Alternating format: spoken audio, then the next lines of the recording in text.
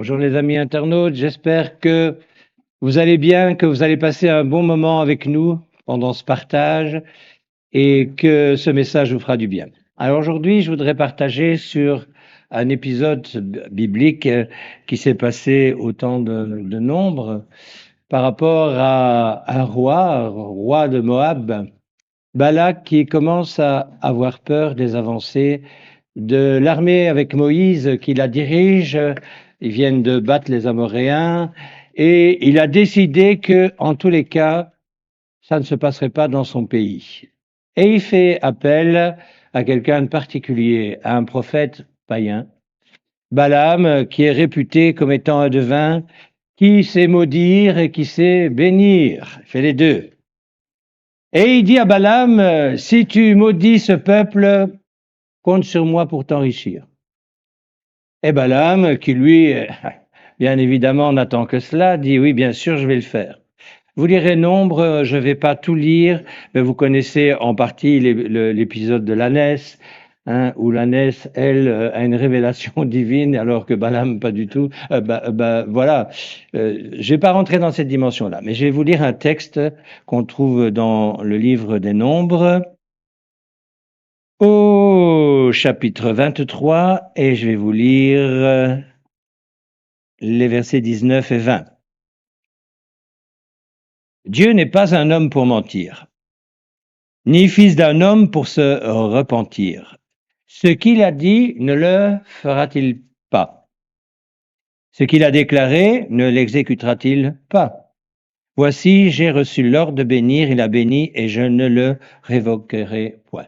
Ce qui se passe, c'est que même quand Balaam veut obéir à Balak, eh ben, il n'y arrive pas. Il veut maudire, mais il ne peut pas. Parce que Dieu a dit, tu vas bénir. On ne peut pas maudire ce que Dieu a béni. Et ce que Balaam veut maudire, c'est le peuple qu'il s'est choisi. Raté. Ça ne va pas fonctionner. Voici l'ordre de bénir, il a béni, je ne le révoquerai point. Balaam, je le répète, n'était pas quelqu'un qui était quelqu'un de bien, selon les codes évangéliques. C'était tout le contraire, c'était un devin qui avait une puissance. Il était reconnu comme tel. Il savait très bien ce qu'il disait, ce qu'il faisait. Mais là, il dit à Balak, malgré tout ce que tu m'as promis, toutes ces richesses que je peux avoir, je ne peux pas faire autrement que de dire ce que Dieu a dit. Il n'y a pas de faille dans ce que Dieu a prévu pour nous. À cette époque-là, comme maintenant. Et le Dieu que nous servons, c'est le Dieu de la bénédiction. Nous ne sommes pas le peuple d'Israël, mais nous sommes greffés sur cet olivier franc. Nous avons les mêmes droits quelque part, entre guillemets, même si cette identité est différente. Dieu veut nous bénir si nous lui obéissons. Amen. On voit la fin de Balaam, elle est terrible. Balaam, à un certain moment, veut pousser le peuple d'Israël à rentrer dans l'idolâtrie et il meurt dans un combat. Vous voyez ça dans Nombre 31.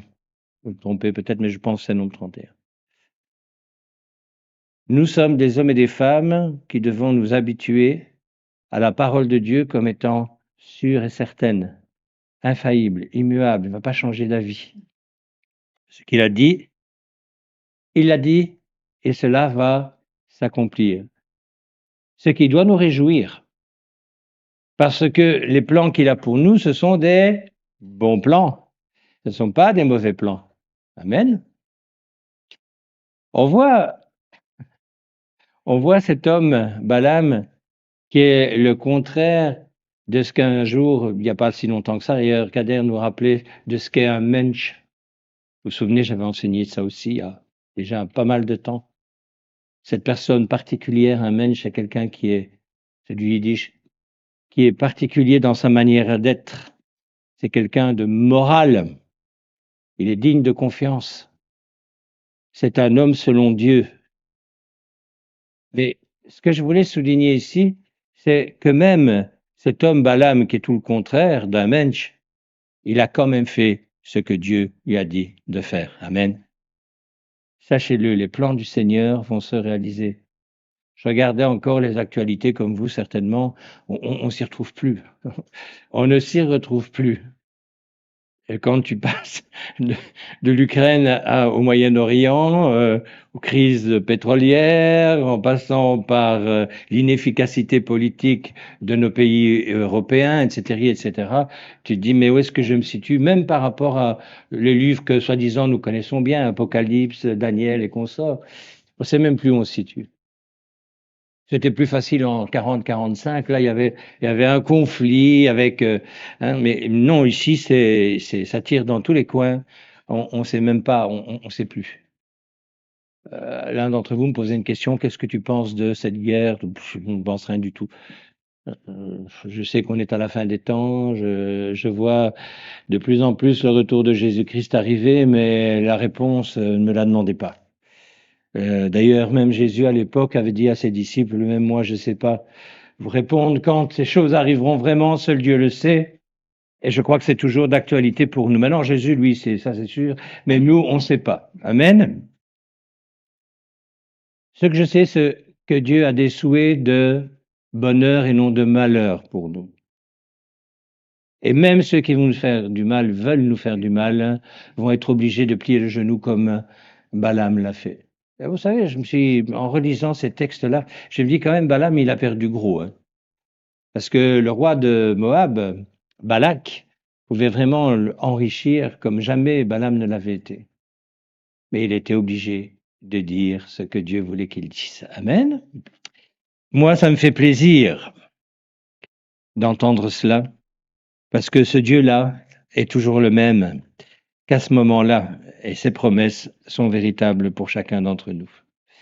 On va prendre un texte dans les Romains, si vous voulez. Bien. Et d'ailleurs, même si vous ne le voulez pas, nous allons le prendre. Romains 10, versets 17 à 18. C'est vraiment un texte que tous les disciples de Jésus connaissent. Ainsi, la foi vient de ce qu'on entend, et ce qu'on entend vient de la parole de Christ. Mais je dis, n'ont-ils pas entendu? Au contraire, leur voix est allée par toute la terre et leur parole jusqu'aux extrémités du monde. Là, on rentre dans une autre dimension de celle qu'est celle de Balaam. On parle d'hommes et de femmes qui vont dispenser la bonne nouvelle. Alléluia. Mais pourtant, la semaine passée, on a vu que beaucoup d'entre nous ne sont pas du tout d'accord avec cette parole, ou l'ont peut-être ou font semblant de ne pas l'avoir entendue. Mais pour nous, elle est certaine, cette parole. Pour nous, elle est certaine. La bonne nouvelle, c'est une offre de grâce que tout être intelligent et normalement constitué ne va pas refuser. Alléluia. Mais notre travail, c'est d'aller l'annoncer. Il y a des hommes et des femmes qui sont prêts à recevoir le salut dans le monde entier. Mais on va quitter le monde entier pour revenir à Kievrin, nos alentours, nos collègues, nos amis et nos familles. Mais Dieu attend de nous que nous donnions ces paroles qui amènent à la vie. Alléluia. Où en sommes-nous avec ça? On est tous sauf des Balaam. Alléluia. Et s'il y en a un qui a l'esprit de Balaam, levez la main, je vais prier pour lui tout de suite. Il n'y a personne qui lève la main, alléluia. Vous savez, le sacrifice de Jésus, c'est quelque chose d'extraordinaire. Si on devait décortiquer ce sacrifice en plusieurs parties, il y a la première qui est la condamnation. Il a été condamné à notre place. Condamné à notre place. Ce qui l'a amené à cette fameuse substitution. Il a pris notre place. Il a pris notre place.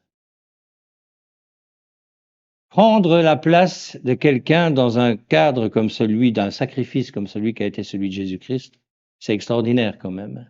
C'est extraordinaire, évidemment. Dieu est extraordinaire. Jésus est extraordinaire. Mais pour nous, c'est devenu une habitude. On va bientôt fêter Pâques, la semaine prochaine, si je ne me trompe pas. La dite Pâques. Bien sûr, on sait que Pâques, ça a une connotation différente dans l'Ancien Testament que dans le Nouveau, mais c'est quand même très étroitement lié. Il a été l'agneau immolé pour nous. Dans ce sacrifice, il y a l'appropriation, ce qu'il fallait faire pour que Dieu soit apaisé. Il n'y avait que ce sacrifice-là qui pouvait apaiser la colère de Dieu vis-à-vis de nous-mêmes. Il n'y avait pas autre chose que ça.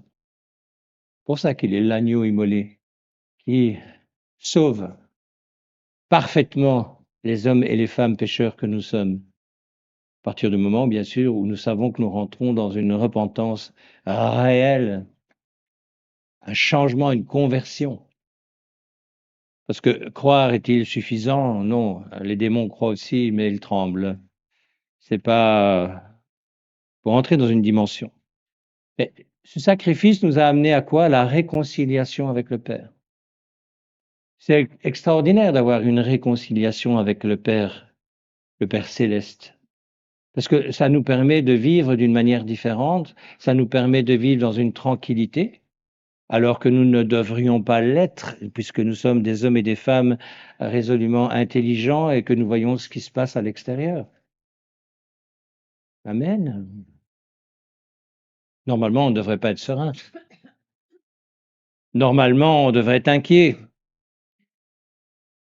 Bon, alors il y en a aussi qui sont tombés dans l'inconscience. Tout va bien, c'est génial, Dieu pourvoira. Oui, non, attends, c'est pas vraiment comme ça que ça se passe. Mais la tranquillité de l'esprit, de quoi qu'il arrive, de toute façon, j'ai la vie éternelle, nous amène à être serein. C'est ça qui nous amène à être serein, pas le reste. Amen. Surtout, ce sacrifice, il a été d'une efficacité parfaite. Il n'y a rien à refaire, il n'y a rien à redire. Hier, l'orateur qui était Jean-Marie Ribé, vous connaissez pour la plupart d'entre vous, rappelait cette certitude que tout avait été accompli pour que nous soyons sauvés. Et ce plan-là nous appelle à connaître la révélation que Dieu veut que nous connaissions pour que nous puissions avancer comme des mensch, des hommes et des femmes sur lesquels il peut compter.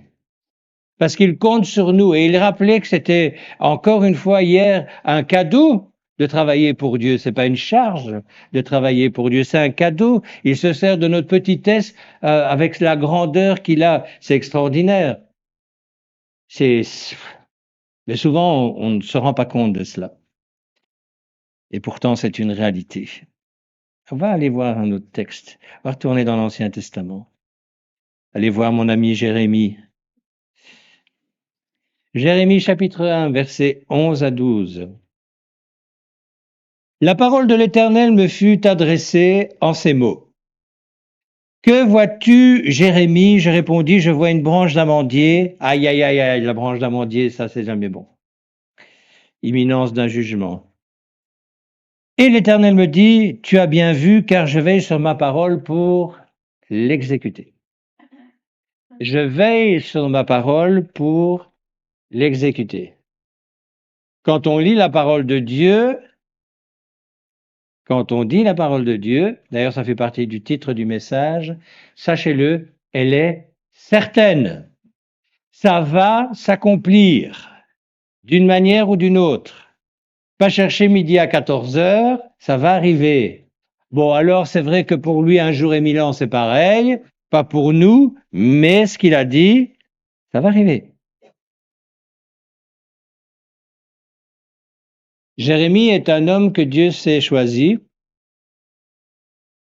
pour annoncer ses oracles. Et quand Jérémie parle, qu'est-ce que vous croyez qui se passe autour de lui?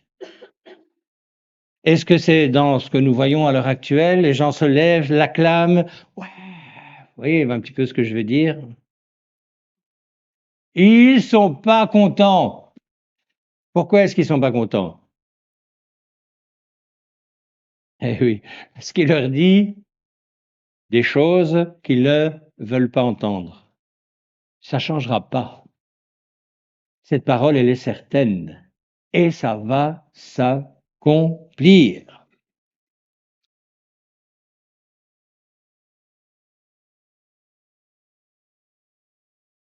Si vous lisez un peu plus loin dans Jérémie, vous allez voir que Babylone est tout proche. On parle d'un chaudron bouillant. Le jugement est là et il va s'accomplir.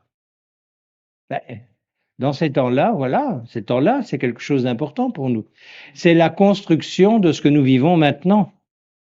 Ce qui s'est passé à cette époque-là, c'est extrêmement important pour nous qui sommes contemporains d'une époque particulière dans laquelle Dieu nous a placés pour un travail particulier. Jérémie avait un travail. Toi, mon frère, toi, tu as un travail particulier à accomplir. Mais on n'est plus sous les temps de la loi, on est sous les temps de la grâce. Et la grâce doit être annoncée, mais pas n'importe comment. La grâce, elle doit se voir sur chacun d'entre nous quand nous l'avons reçue. Elle nous amène à changer de comportement. Elle nous amène à voir les choses d'une manière différente. Et d'accepter ce que ceux du monde ne peuvent pas accepter comme étant la vérité, ce qui va s'accomplir. Alléluia. Sa parole, mon frère, ma sœur, se réalisera toujours. Toujours, toujours, toujours. Dans Ésaïe 43, verset 26. On a une responsabilité, et à l'époque, Israël en avait une, et ça n'a pas vraiment fonctionné. Pourtant, Dieu leur proposait quelque chose. Ésaïe 43, verset 26. Réveille ma mémoire. Plaidons ensemble. Parle toi-même pour te justifier. Dieu n'a jamais voulu faire rentrer les hommes dans cette punition. Il voulait au contraire que du bien. Il attendait que son peuple lui dise, oui, d'accord, on a compris, on va changer d'état d'esprit. On va changer de manière de faire. Ben, c'est pas ce qui s'est passé. Bien sûr que nous avons, nous, en tant que disciples de Jésus-Christ, des droits. Amen. Et des promesses nous sont... Quand les promesses de Dieu arrivent dans nos vies, c'est parce que, nous dit cette parole, nous sommes des enfants qui sommes obéissants. Et Dieu est un Père très simple. J'ai souvent pris cet exemple-là, mais c'est vraiment cet exemple-là que je voudrais encore vous rappeler aujourd'hui. Dans une famille, on peut avoir deux enfants. On va les aimer de manière différente. Mais s'il y en a un qui est plus sage que l'autre, on va avoir un agissement différent vis-à-vis de celui qui est sage et vis-à-vis de celui qui ne l'est pas. Si tu es un père aimant, si en admettant que tes deux jumeaux, voilà, ils viennent de classe, ils ont deux bulletins, il y en a un qui a un beau bulletin, il y en a un qui a un mauvais bulletin, tu vas récompenser celui qui a le bon bulletin et celui qui ne l'a pas, tu vas lui dire tu montes en haut et tu révises tes classes. Amen. Nous, on s'imagine que nous serons toujours celui ou celle qui recevra la récompense, alors que souvent nous n'avons pas un bon bulletin. C'est pas une question que que la grâce t'ait été enlevée ou pas. Mais ce qui est une certitude, c'est que Dieu veut que nous lui obéissions. Pourquoi? Parce que les temps sont courts. Parce que des hommes et des femmes dehors ont besoin d'un témoignage puissant, qui est celui que nous devons montrer, démontrer pour attirer ceux qui sont perdus au salut. Mon frère, ma sœur, c'est extrêmement important. Dieu a toujours permis à son peuple de plaider sa cause. Voilà, je reconnais que je suis pécheur, je te demande pardon et j'arrête de pécher. Ce qui m'amène à gravir un échelon plus près de toi, mon Dieu. Le royaume des cieux, c'est ça. Il y a quand même des implications.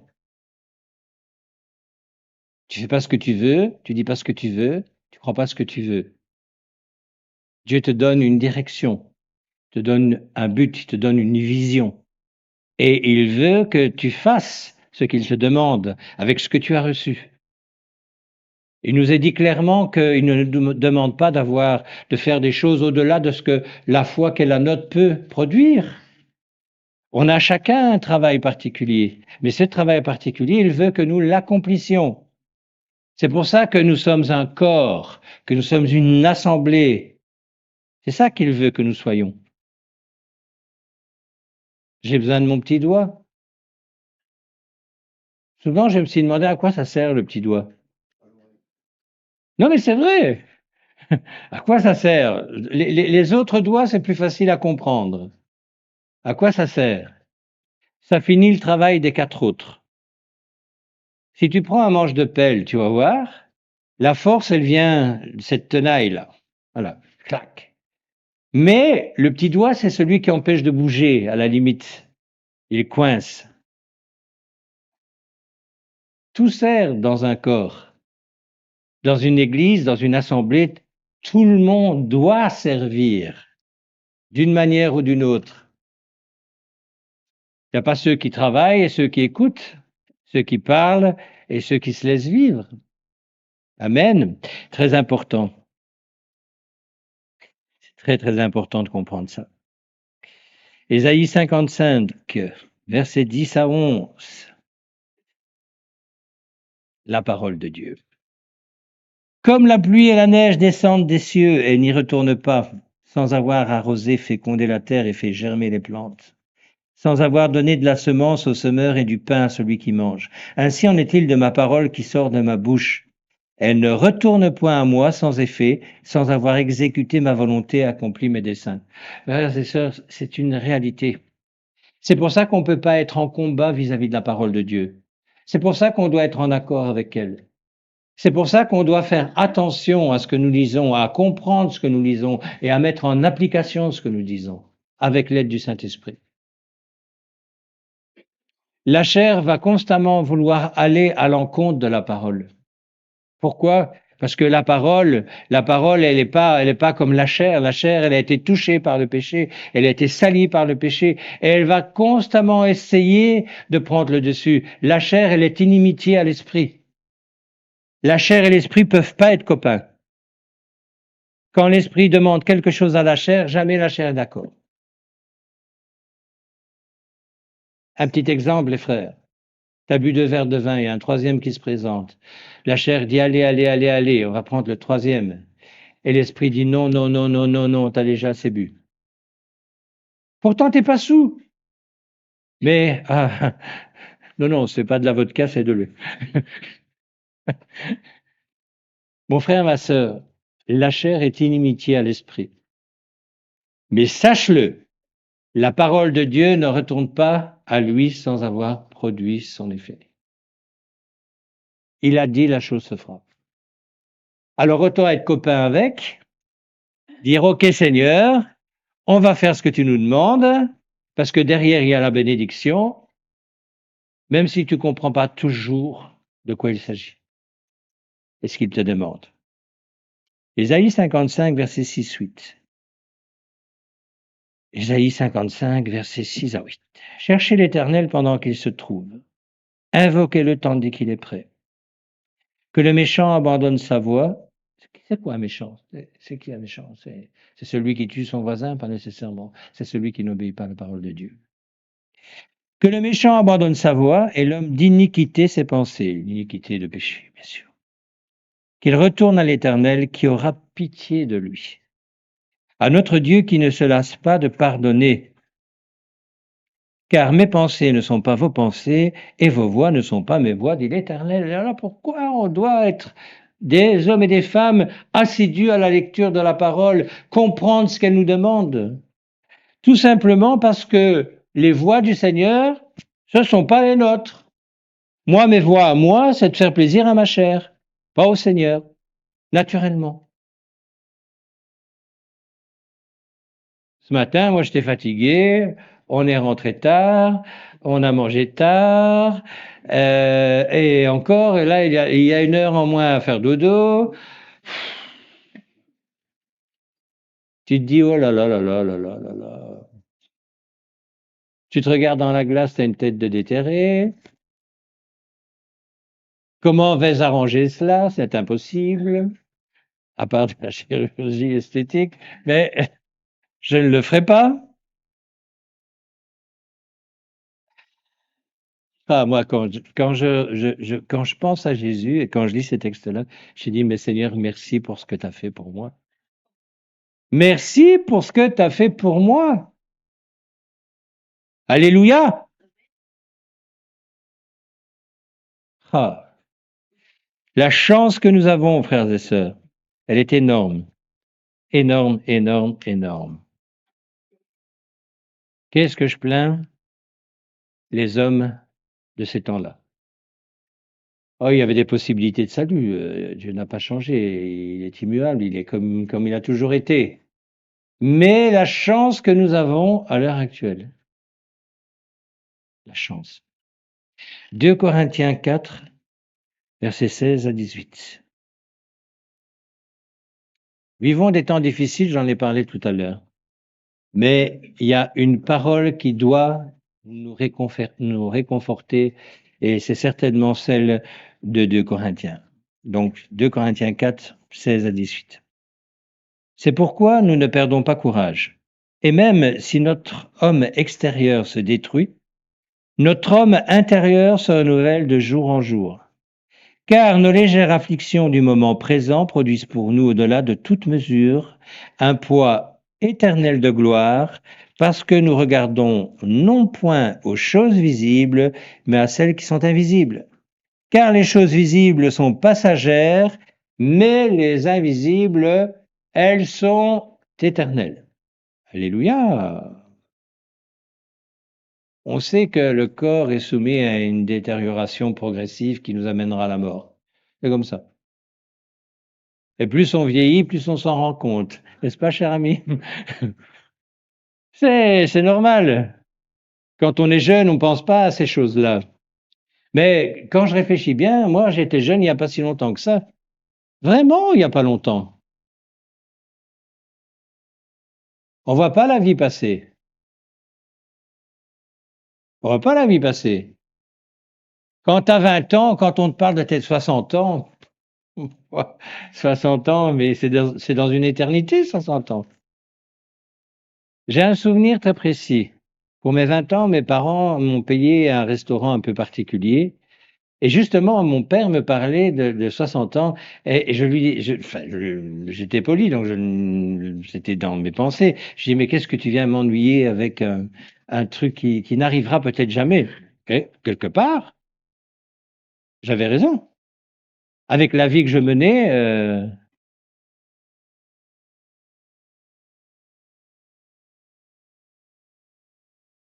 Dieu est bon. Parce que quand je fais la rétrospective de ma vie, je me demande ce que je fais encore ici. J'aurais dû être mort depuis longtemps, longtemps, longtemps, mais j'ai toujours là. Et c'est pas grâce à moi, croyez-moi. Ouais, mais s'attacher aux choses invisibles qui sont éternelles, c'est avoir cette relation avec Dieu qui nous permet de croire en cette vie éternelle définitivement. Et ça nous permet effectivement de voir le corps vieillir sans trop craindre, puisque nous savons que l'être intérieur, lui, ne mourra pas. Je ne sais pas la bobine que j'aurai là-haut, ni le corps que j'aurai là-haut, j'en ai aucune idée, mais je sais qu'il sera incorruptible. Il n'y a rien qui pourra venir me détruire. Grâce à qui encore? Grâce à Jésus-Christ, grâce à son sacrifice. Cette manière de voir les choses, qui a été celle de Dieu, qui nous a créés comme ça, c'est un processus continu. Tu nais, tu grandis, puis tu commences à vieillir. Je ne sais plus vers quel âge, je crois que c'est 21 ans. C'est ça? On arrive à maturité corporelle à 21 ans, et puis boum, on commence à attraper quelques petites rides et des choses comme ça. Je pense que c'est ça, si mes souvenirs sont bons. Mais le moi intérieur, lui, c'est extraordinaire, il ne vieillit pas, il bonifie. C'est ça la réalité de la parole, ce qu'elle nous dit. Et c'est ça qui doit nous remplir de joie aujourd'hui. Tu as des soucis, mon frère, ma sœur? Qui n'en a pas? Mais qui n'en a pas? Mais tu as aussi une promesse. Cette promesse, elle est éternelle.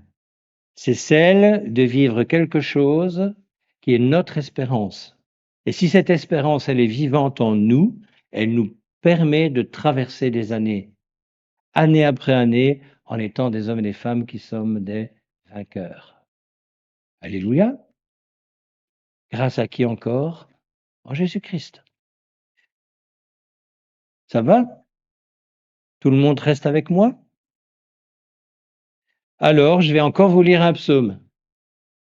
Des psaumes. Dans le psaume 119, je vais vous lire les versets 9 et 18. 9 à 18. Qu'est-ce que Dieu attend de nous?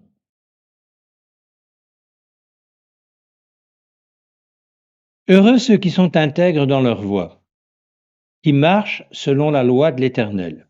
Vous allez me dire, je suis sous la grâce. On sait, mais ce qui était inscrit là est toujours vrai maintenant. Heureux ceux qui gardent ses préceptes, qui le cherchent de tout cœur, qui ne commettent point d'iniquité et qui marchent dans ses voies. Tu as prescrit tes ordonnances pour qu'on les observe avec soin. Puissent mes actions être bien réglées, afin que je garde tes statuts. Alors je ne rougirai point. À la vue de tous tes commandements, je te louerai dans la droiture de mon cœur, en apprenant les lois de ta justice. Je veux garder tes statuts. Ne m'abandonne pas entièrement. Comment le jeune homme rendra-t-il pur son sentier? En se dirigeant d'après ta parole, je te cherche de tout mon cœur. Ne me laisse pas m'égarer loin de tes commandements. Je serre ta parole dans mon cœur afin de ne pas pécher contre toi. C'est un bon truc, ça. Pour ne pas pécher, quand tu veux pécher, prends ta Bible et lis-la. Béni sois-tu, ô Éternel, enseigne-moi tes statuts. De mes lèvres, j'énumère toutes les sentences de ta bouche. Je me réjouis en suivant tes préceptes comme si je possédais tous les trésors. Je médite tes ordonnances. J'ai tes sentiers sous les yeux. Je fais mes délices de tes statuts. Je n'oublie point ta parole. Fais du bien à ton serviteur pour que je vive et que j'observe ta parole. Ouvre mes yeux pour que je contemple les merveilles de ta loi. Connaître la parole et la mettre en pratique, c'est la meilleure arme contre le péché. Qu'est-ce qui nous empêche de voir la gloire de Dieu dans nos vies? C'est le péché. Tu connais la parole de Dieu, tu la mets en pratique, le péché s'éloigne de toi. Discutais encore dernièrement avec plusieurs d'entre vous cette semaine. Quelle était la différence entre la tentation, la convoitise et le péché? La tentation, Jésus a été tenté plus que tout autre, c'est pas un péché. Tu pas tombé dedans. C'est normal que tu sois tenté. Si Jésus l'a été, n'imagine pas que toi tu vas passer à côté. Ça faut pas rêver. Mais il y a un moment où chaque fois, et quand on voit justement après le baptême du Saint-Esprit de Jésus, quand il est envoyé par l'Esprit dans le désert, comment est-ce que Jésus se défend des attaques sataniques qui étaient extrêmement tentantes? Tu sais, si maintenant il venait me trouver celui-là, en me disant, si tu te prosternes devant moi, tu vois, toutes les richesses du monde, c'est à toi. Waouh! Ce serait un sacré combat, hein. Peut-être pas pour vous, mais pour moi, oui. Parce qu'il n'a pas présenté quelque chose à Jésus qui ne lui appartenait pas. Ça lui appartenait. Et si Jésus l'avait adoré, il aurait possédé tout ce que Satan pouvait lui donner. Nous, il vient avec des petites choses, on lui dit oui. Des petits plaisirs, on lui dit oui. Si tu connais la parole de Dieu, si tu la connais, si tu la connais, si tu la pratiques, à un moment donné, il y a un verset qui nous dit aussi que Satan est comme un lion, c'est pas un lion, il est comme un lion qui va chercher une proie. Mais que si nous lui résistons, il fuira loin de nous. Comment on peut faire ces choses-là, nous, petits êtres insignifiants, par rapport à une puissance telle que la sienne? Et quand Jésus-Christ est en nous, qui est une puissance bien plus grande, quand nous connaissons la parole de Dieu et nous la mettons en pratique avec l'aide du Saint-Esprit, il fuit loin de nous. C'est un principe de vie. Il faut rentrer dans ce principe de vie-là. Ça doit devenir une habitude. Et nous n'avons pas l'habitude de le faire. Nous sommes des hommes et des femmes qui sommes soumis à nos envies personnelles. Et c'est ce qui nous empêche de voir la gloire de Dieu dans nos vies. Quand on voit les différentes cultures qu'il y a parmi nous, est-ce qu'il y en a tellement de différentes cultures parmi nous? Est-ce qu'il y en a tellement de différentes cultures parmi nous? Je devrais dire, quand on voit nos mauvaises habitudes, ça, il y en a beaucoup parmi nous. Parce que souvent, la culture, c'est des mauvaises habitudes. Des habitudes de vie qui vont à l'encontre de la parole de Dieu. Quand on voit la difficulté qu'on a de casser ce cercle-là, ô Seigneur, viens à notre secours. Mais pourtant, il a fait tout ce qu'il fallait pour que nous en soyons délivrés. Mais c'est tellement ancré en nous que c'est un combat journalier. J'ai l'habitude de faire ceci. Tu nous avais parlé un jour, Jacques, des petits péchés. Avant d'attaquer les gros, il faut s'attaquer aux petits. C'est une réalité, si tu n'es pas capable de t'attaquer aux petits péchés de ta vie, comment vas-tu attaquer les gros? Avant de connaître des grandes victoires dans ta vie, il va falloir d'abord connaître des petites victoires dans ta vie. Et c'est une accumulation de petites victoires qui fait que tu deviens un vrai guerrier. C'est l'entraînement militaire ou d'un sportif. Si tu veux faire un marathon, tu ne vas pas commencer à t'entraîner en faisant 25 km par jour. C'est pas possible, tu vas mourir. Okay? C'est petit à petit que tu vas acquérir de la force et que tu vas rentrer dans une dimension de devenir un coureur, peut-être même professionnel. Qui sait? 1 Thessaloniciens 5, versets 23-24. Pourquoi est-ce qu'on doit fonctionner dans cet état d'esprit-là? Il y a une raison. C'est la bénédiction de Paul aux Thessaloniciens, je vais vous lire. Que le Dieu de paix vous sanctifie lui-même tout entier, et que tout votre être, l'esprit, l'âme et le corps, soient conservés irréprochables lors de l'avènement de notre Seigneur Jésus-Christ. Celui qui vous a appelé est fidèle et c'est lui qui le fera. Alléluia. S'il est en nous, s'il est celui qui nous dirige. C'est ça la réalité. On sait que nous sommes incapables d'être saints dans toutes nos voies. Seul Dieu lui-même peut nous réparer tout entier. Alléluia. Mais il l'a déjà fait, frères et sœurs, il l'a fait par la mort en Jésus-Christ. C'est pour ça qu'on n'a pas à douter de notre salut. Si nous avons reçu notre salut. Alléluia. Et remercions le Seigneur de nous avoir élus aussi. Parce que là aussi, le mystère de l'élection. C'est un de mes prochains messages. Il y a beaucoup à dire sur le mystère de l'élection. Parce qu'il y en a qui m'ont dit, ouais, c'est pas juste, puisqu'il y a des élus et de ceux qui sont pas. Oui, mais bon, il y a encore des choses que là aussi nous devons apprendre. C'est pas nous qui décidons, c'est lui qui décide. Notre travail à nous, c'est de pas être dans la contestation, c'est être dans le flux qui nous amène à la vie éternelle et d'amener tous ceux qui nous montrera à suivre la même bonne voie. Alléluia. Oui, il y a des élus, il y a des gens qui ont entendu la parole de Dieu. J'en connais personnellement. Je parle de mon travail personnel, qui ont entendu la voix du salut et qui l'ont catégoriquement refusé par incompréhension, par non-vouloir, par tout ce que vous voulez. Oui, il y a un mystère de l'élection. Parce que quand on a compris que la vie éternelle était beaucoup plus longue que cette misérable petite vie sur la terre, normalement, on doit dire oui à Christ quand on est intelligent. Pourtant, les gens à qui j'ai parlé étaient des hommes et des femmes intelligents. Ils ne sont pas ici. Ouais. Mais nous sommes des petits chanceux. Proverbe 10, verset 22. C'est la bénédiction de l'Éternel qui enrichit, et il ne la fait suivre d'aucun chagrin. Nous, quand on travaille, c'est pour quoi faire? Pour avoir un salaire. Alléluia. Bah, il y a des tas de choses qui se passent dans notre travail. Bah, il suffit qu'on discute ensemble, il y en a beaucoup qui sont dans le chagrin, qui sont dans les difficultés, qui me disent: «Ça, si je pouvais, chut». OK? Mais pourtant le travail, c'est une bénédiction quand même, non?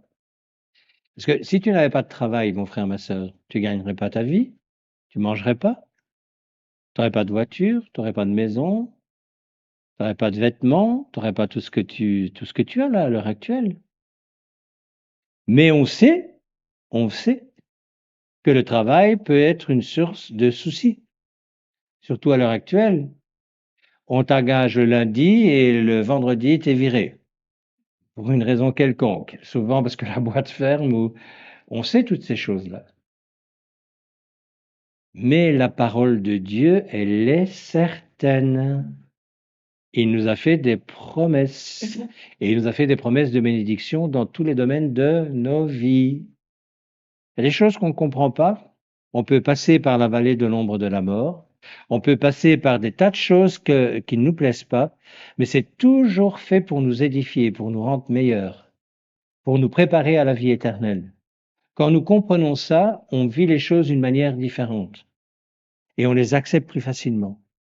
J'ai dit plus facilement. Pas dit qu'on les acceptait totalement, mais plus facilement. Parce que personne n'aime porter sa croix. Mais pourtant, Jésus dit que celui qui ne la porte pas tous les jours n'est pas digne de lui. Et ça peut faire partie aussi, cette croix, du travail qu'il nous donne pour nourrir notre famille, travail qu'il nous donne pour l'assemblée, etc., etc. Il y a des choses qu'on apprécie plus que d'autres et d'autres moins. Mais c'est la bénédiction de l'Éternel qui enrichit. Et elle n'est suivie d'aucun chagrin. Amen. Je termine, je termine, je termine, je termine par Jean 13, verset 10.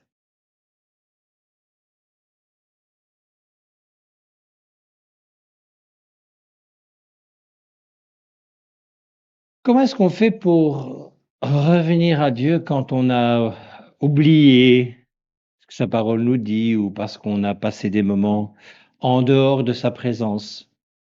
Je vous disais tout à l'heure que si nous ne sortons pas volontairement de la protection du Seigneur, on ne perd pas son salut. Si tu la quittes volontairement, tu vas perdre ton salut. Il y a pas de souci. Quand on me dit que c'est pas possible, parce que Dieu ne se repent pas de ses dons et le salut est un don, il faut bien connaître la parole de Dieu et elle te dit pas ça exactement.